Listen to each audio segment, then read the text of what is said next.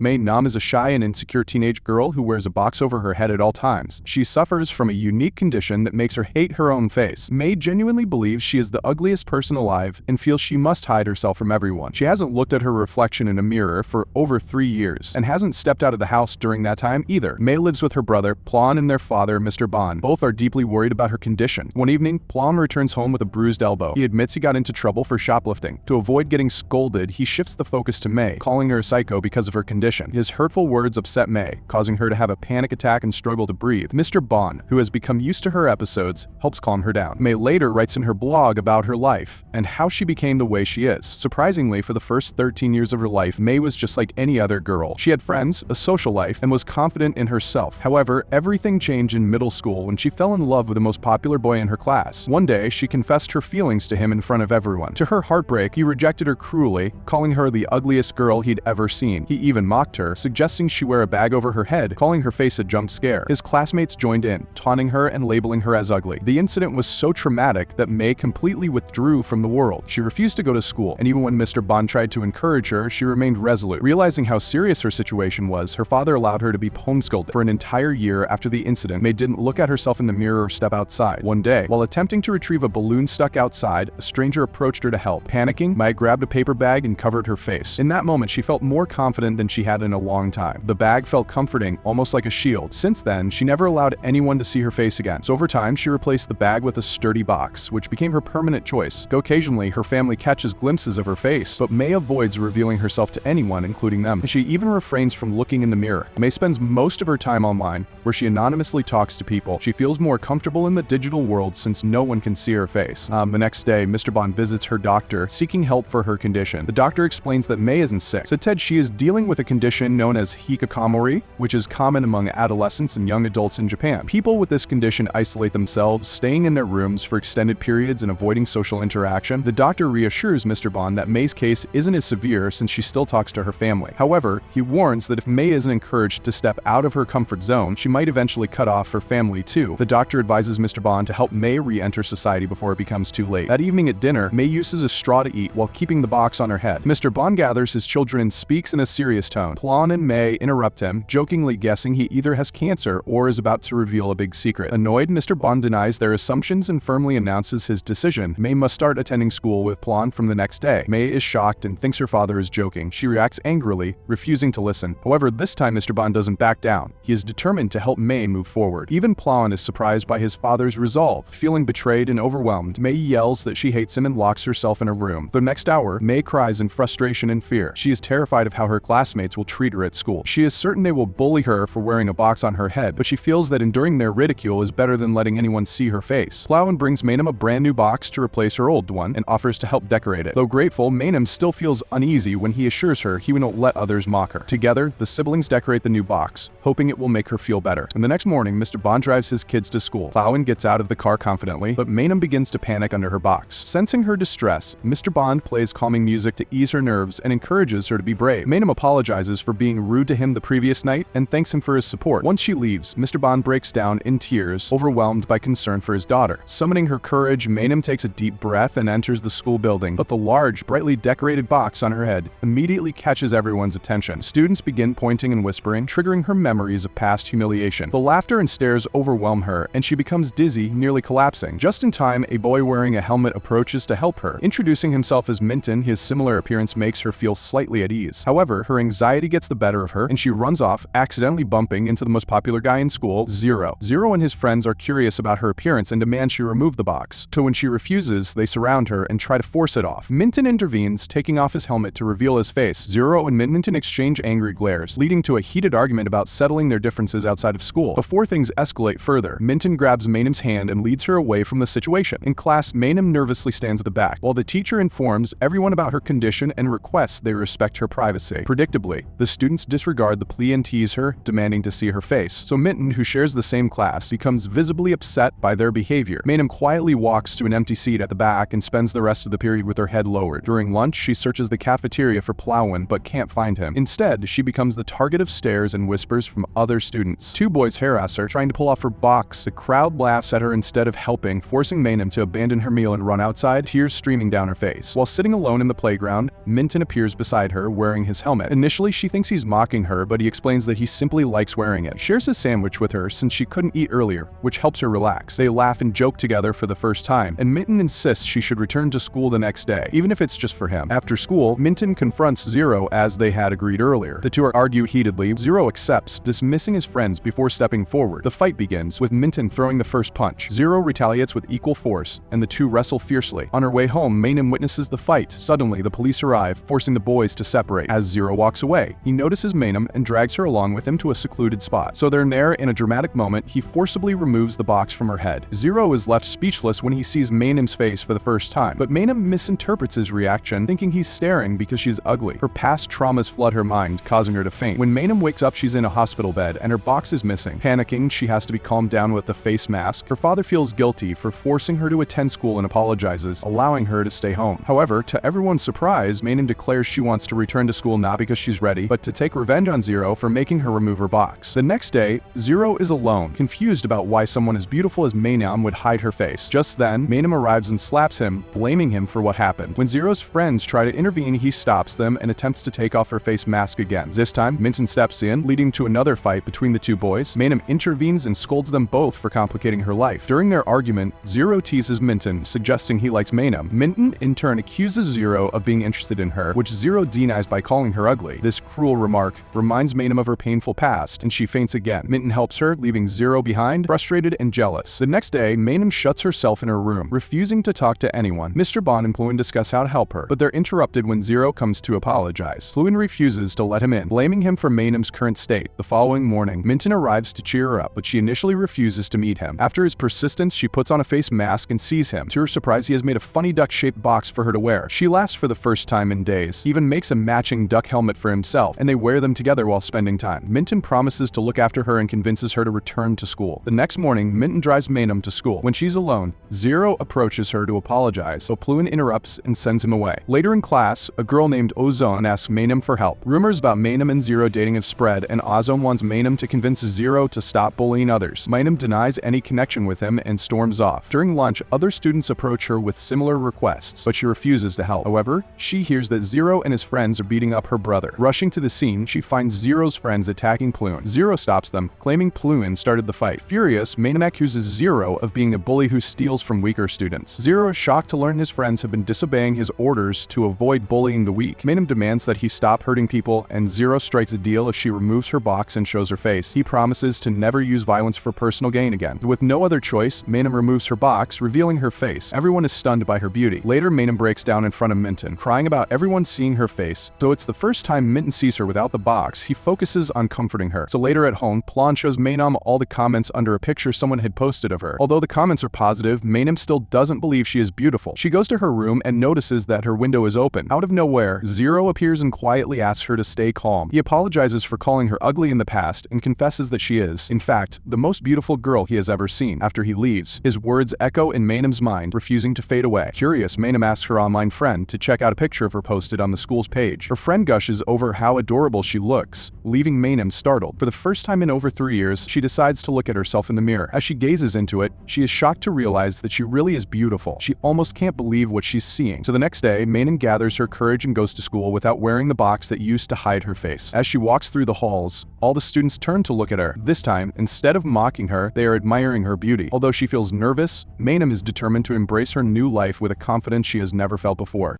Subscribe for popcorn. We are racing towards 2,000 subscribers.